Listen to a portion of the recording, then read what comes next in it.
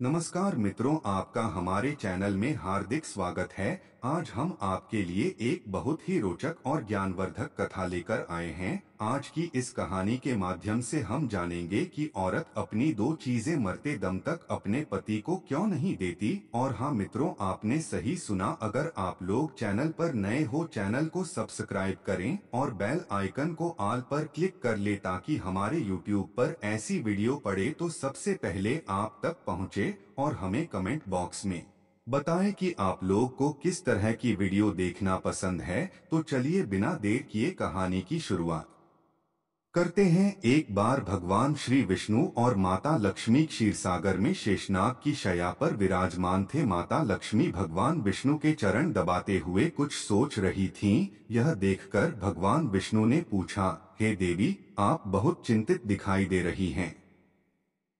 क्या बात है? माता लक्ष्मी ने कहा, हे प्रभु, मेरे मन में दो प्रश्न हैं, मैं चाहती हूँ कि आप इनका उत्तर दें। भगवान विष्णु ने कहा, हे देवी, अपने मन की बात निसंकोच कहो, मैं आपके प्रश्नों का उत्तर अवश्य दूंगा। माता लक्ष्मी ने पूछा, स्वामी, पहला प्रश्न यह है कि ऐसा कौन सा काम है जो हर पत्नी अपने पति से पहले करना चाहती है, और दूसरा प्रश्न यह है कि ऐसा कौन सी चीज है जो स्त्री मरते दम तक अपने पति को नहीं देती, चाहे वह कितना भी जिद करे। भगवान विष्णु ने कहा, हे देवी, आपके प्रश्नों का उत्तर एक कथा के माध्यम से दूंगा।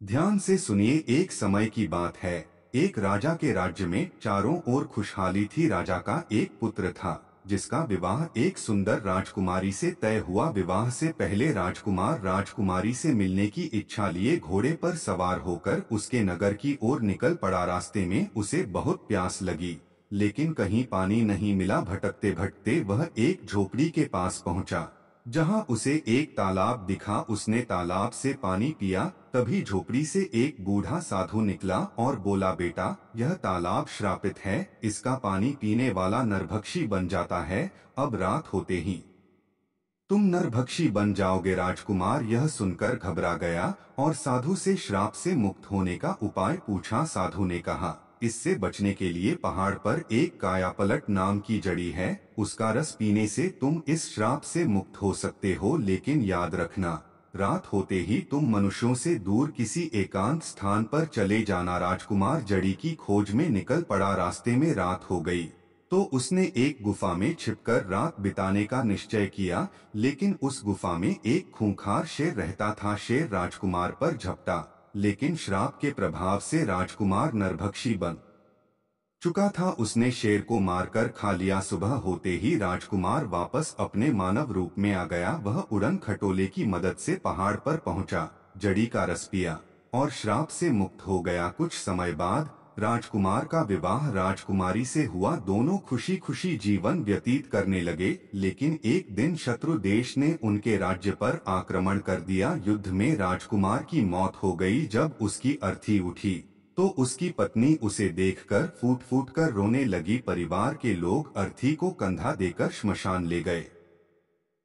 औरत अपनी दो चीजें मरते दम तक अपने पति को क्यों नहीं देती? राजकुमार की मौत और राजकुमारी का त्याग। राजकुमार वीरगति को प्राप्त हो गया और उसके जाने के बाद पूरी प्रजा शोक में डूब गई। राजकुमारी अपने पति की अर्थी को देखकर विलाप कर रही थी। उसकी सच्ची और गहरी मोहब्बत हर किसी को महसूस हो रही थी। परिवार के लोग राजकुमार की अर्थी को श्मशान ले गए और उसका अंतिम संस्कार किया। अंतिम संस्कार के बाद जब सभी लोग लौटने लगे, तब राजकुमारी वहीं बैठ गई। वह सोचने लगी कि अब उसके जीवन का क्या होगा। राजकुमारी ने मन ही मन यह ठान लिया कि वह अपने पति के बिना इस संसार में नहीं रहेगी। उसने खुद को उसी चिता में समर्पित करने की इच्छा जताई। लेकिन तभी एक वृद्ध पुजारी ने आकर कहा, बेटी, तुम्हारा यह त्याग अत्यंत महान है, लेकिन जीवन भगवान की देन है, इसे ऐसे समाप्त करना उचित नहीं। तुम्हारे पति ने अपने राज्य और प्रजा के लिए बलिदान दिया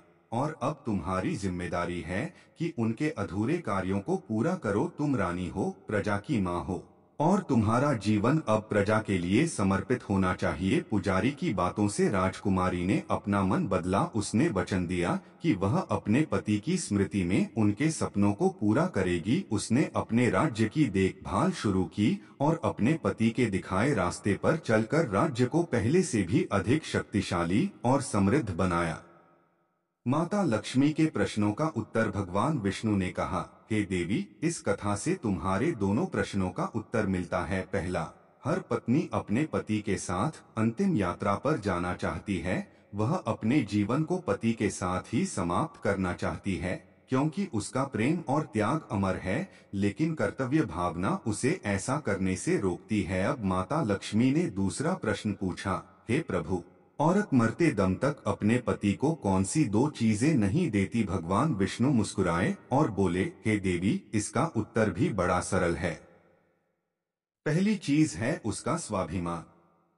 एक औरत कितनी भी परेशान हो, वह अपना स्वाभिमान कभी त्याग नहीं करती, चाहे हालात कैसे भी हों। और दूसरी चीज है उसका मन। स्त्री अपने मन की गहराइयों को हमेशा अपने पास ही रखती है।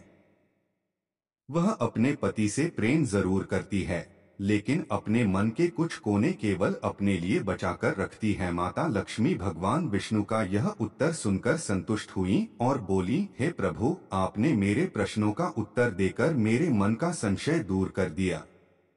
आज मैंने समझा कि नारी के त्याग, प्रेम और स्वाभिमान की शक्ति कितनी अद्भुत और अनुपम होती है। नारी के त्याग, प्रेम और स्वाभिमान की शक्ति को समझकर माता लक्ष्मी ने भगवान विष्णु को प्रणाम किया और कहा, हे प्रभु, आपने नारी के गुणों को इतने सरल और प्रेरणादायक तरीके से समझाया कि मैं अति प्रसन्न हूँ।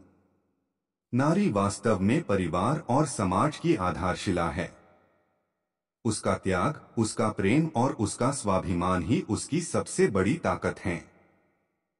भगवान विष्णु मुस्कुराते हुए बोले, हे देवी, यह सत्य है। नारी का स्वाभिमान उसकी पहचान है और उसका प्रेम ही उसका सबसे बड़ा बल। संसार को उसकी इन अद्भुत शक्तियों का सम्मान करना चाहिए। इसके बाद माता लक्ष्मी ने कहा, हे प्रभु, मैं यह कथा सभी स्त्रियों के लिए एक प्रेरणा के रूप में देखती हूँ। यदि हर नारी अपने स्वाभिमान और कर्तव्यों को समझे तो समाज को नई दिशा मिल सकती है। साथ ही हर पुरुष को भी नारी के इन गुणों का आदर करना चाहिए। भगवान विष्णु ने सहमति में सिर हिलाते हुए कहा, ठीक कहा, हे देवी। नारी केवल प्रेम और समर्पण का प्रतीक नहीं है, बल्कि वह प्रेरणा और शक्ति का भी स्रोत है। संसार को उसकी इस महानता को समझना चाहिए और उसे उचित सम्मान देना चाहिए। यह कथा सुनने के बाद माता लक्ष्मी का मन शांत हो गया। मित्रों, भगवान विष्णु और माता लक्ष्मी के इस संवाद से हमें यह समझ आता है कि नारी का त्याग, प्रेम और स्वाभिमान केवल उसके जीवन की आधारशिला नहीं है, बल्कि समाज को सही दिशा देने वाले महत्वपूर्ण स्तंभ भी हैं। इसके बाद माता लक्ष्मी ने भगवान विष्णु से कहा, हे प्रभु, यह कथा सुनकर मेरा हृदय संतुष्ट हो गया है। लेकिन मुझे एक और जिज्ञासा है।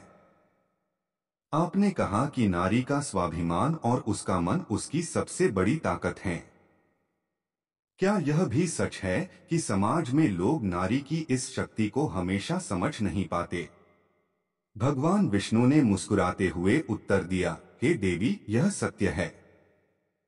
समाज में कई बार नारी के बलिदान और उसकी भावनाओं को अनदेखा किया जाता है, परंतु नारी को कभी भी अपनी ताकत को कम नहीं समझना चाहिए।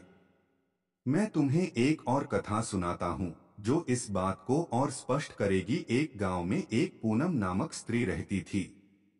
वह अत्यंत बुद्धिमान और साहसी थी।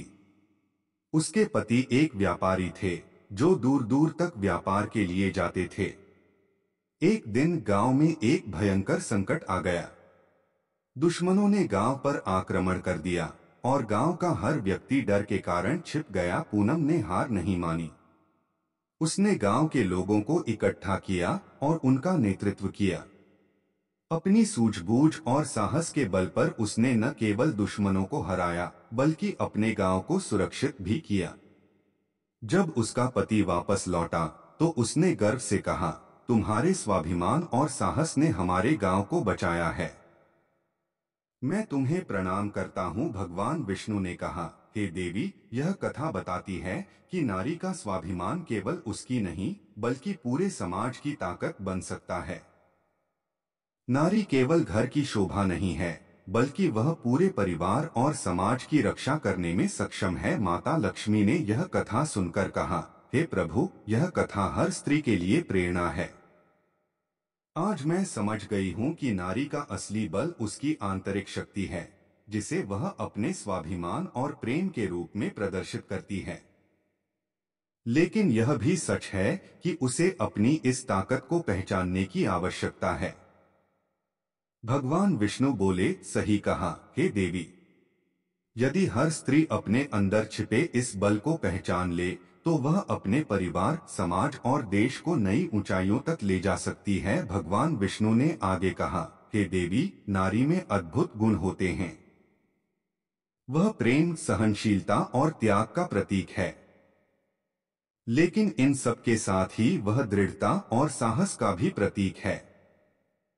यदि समाज नारी के इन गुणों का सम्मान करे, तो यह संसार और भी सुंदर बन सकता है। माता लक्ष्मी ने भगवान विष्णु के चरण स्पर्श करते हुए कहा, हे प्रभु, मैं आज इस सत्य को समझ गई हूँ कि नारी के प्रेम, त्याग और स्वाभिमान को समझना और सम्मान करना ही सही धर्म है। मैं यह वचन देती हूँ कि मैं इस ज्ञान को संसार की हर स्त्री तक पहुँचाने का प्रयास करूंगी। मित्रों, इस कथा से हमें यह शिक्षा मिलती है कि नारी केवल प्रेम और समर्पण का प्रतीक नहीं है, बल्कि वह समाज और परिवार की शक्ति भी है। हर व्यक्ति को नारी के इन गुणों का सम्मान करना चाहिए और उसे प्रोत्साहित करना चाहिए, ताकि वह अपने जीवन में नई ऊंचाइयों को छू सके। तो दोस्तों, आज की यह कथा यहीं समाप्त होती है। हमें उम्मीद है कि आपको यह कथा प्रेरणादायक लगी होगी। अगर आपको हमारी यह कहानी पसंद आई हो, तो वीडियो को लाइक करें, चैनल को सब्सक्राइब करें और कमेंट बॉक्स में अपने विचार जरूर बताएं। अब हम आपसे विदा लेते हैं। अगले वीडियो में फिर मिलेंगे एक और प्रेरणादायक कहानी के साथ। तब तक के लिए जय श्री हरि।